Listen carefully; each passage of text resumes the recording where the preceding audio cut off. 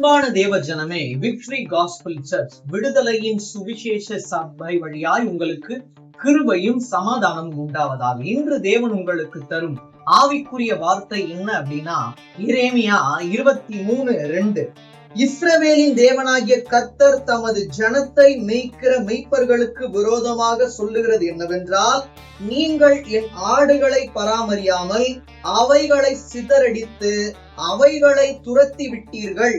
இதோ நான் உங்கள் பேரில் உங்கள் செய்கைகளின் பொல்லாப்புக்கேற்ற தண்டனையை உங்கள் மேல் வருவிப்பேன் என்று கர்த்தர் சொல்லுகிறார்.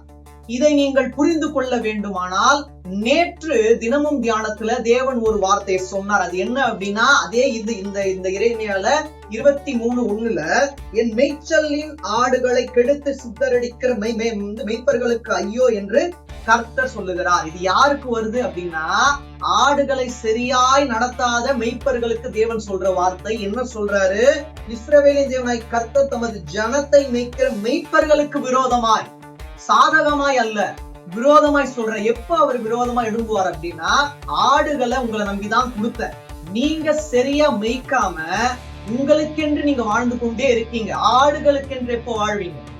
நீங்க அப்படி வாழலன்னா, எனக்கு நீங்க ஊழியம் செய்யாம உலகத்துக்கு ஊழியம் செய்யுங்கன்னு சொல்லிட்டு தேவன் என்ன பண்ணிடுவாரு? அனுப்பி விட்டுடுவாரு. அவரால் அழைக்கப்பட்டு இந்த கனமான ஊழியத்துக்கு நீங்க வந்துட்டீங்கன்னா கஷ்டங்கள் வரும், போராட்டங்கள் வரும். ஆனா ஆடுகளை எவ்வாறு மேய்க்கணும் அப்படின்னு சொல்லிட்டு அவர் என்ன பண்ணுவார்? தினந்தோறும் உங்களுக்கு கற்றுக் கொடுப்பார். அந்த கற்றுக் கொடுத்தத நீங்க செயல்படுத்தும் போதுதான் நீங்கள் உண்மையான மெய்ப்பன்.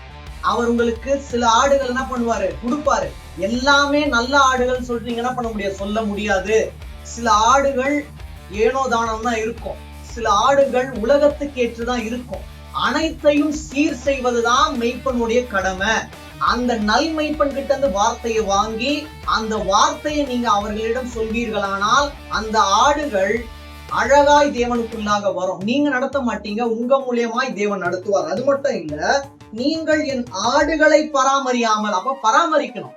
அந்த பராமரிப்பு அப்படின்றது ரொம்ப ரொம்ப முக்கியம். அந்த பராமரிப்பு இல்லைன்னா எவ்வளவு பெரிய மரமா இருந்தாலும் வாடி போயிடும். அது போலதான் ஆடுகள் பராமரிப்பு இல்லை அப்படின்னா அன்னம் தண்ணீர் குறைவுபட்டுதான் இறந்து போகும். அப்ப பராமரிப்பு அப்படின்றது ரொம்ப முக்கியமானது. அப்போ மெய்ப்பர்களுக்கு தேவன் சொல்ற வார்த்தை, ஆடுகளை பராமரிக்கிற வேலையை நன்றாய் பாருங்கள், என்னிடம் வார்த்தைகளை கேட்டு அந்த வார்த்தைகளின்படி நீங்கள் நடவுங்கள். அது மட்டும் இல்ல, அவைகளை சிதறடித்து அவைகளை துரத்தி விட்டீர்கள் அப்படின்னு என்ன அர்த்தம்? அவங்க என்ன பண்ணாங்க? இவங்க துரத்தி விட்டுறாங்க. அவங்களா போல நீ என்னோட வார்த்தைய நீ கேட்கலையா, போயிடு அப்படின்றது இல்ல. உங்களுடைய வார்த்தையை கேட்டுதான் அவங்க வாழணும் அப்படின்றது இல்ல. தேவனுடைய வார்த்தையை கேட்கிறாங்களா? அப்படி பாருங்க. நான் சொல்றத நீ கேட்கணும் அப்படின்றது இல்ல. தேவனுடைய வார்த்தை கேளுங்கம்மா அப்படி நீங்க சொல்லும் போது எந்த ஆடம் என்ன ஆகாது? பின்மாற்றத்துக்குள்ள போக கூடாது. நீங்க கை நீட்டி போயிடுன்னு சொல்லிட்டு சொல்லக்கூடிய வேலை நம்மளுடைய வேலை அல்ல. நம்மளுடைய வேலை தேவனுடைய வார்த்தையை தெளிவாய் சொல்வது, நல் மெய்ப்பன் கிட்ட இருந்து அந்த வார்த்தையை கேட்டு நன்றாய் மேய்ப்பதுதான் நம்மளுடைய வேலையா இருக்கணும். அது மட்டும் இல்ல, ரொம்ப முக்கியமானது, நான் உங்கள் பேரில் உங்கள் செய்கைகளின் பொல்லாப்புக்கேற்ற தண்டனையை உங்கள் மேல் வருவிப்பேன் என்று கர்த்தர் சொல்லுகிறார். சும்மா விட மாட்டாரு. நமக்கு என்னவோ அதை ஆண்டவர் இயேசு கிறிஸ்து அவர் அங்க வந்து வைத்திருக்கிறார். நல்லபடியா ஆடுகளை மேய்த்தோமானால் தேவனிடமிருந்து நமக்கு ஆசீர்வாதம். இல்ல இஷ்டப்படி உலகத்துக்கேற்றபடி ஆடுகளை நம்ம வந்து மேய்ப்போமே ஆனால் தேவன் கிட்ட நமக்கு தண்டனை தான். அதனால நான் விசுவாசிக்கிறேன், இந்த வார்த்தைக்கு நீங்க கீழ்ப்படிங்க. எனக்கு நீ தண்டனை வேணாப்பா, நான் நல்மைப்பனா இருக்கேன். நீங்க எப்படி இருந்தீங்களோ அது போல நான் இருக்கேன். ஆடுகளை நன்றாய் நடத்துவேன்.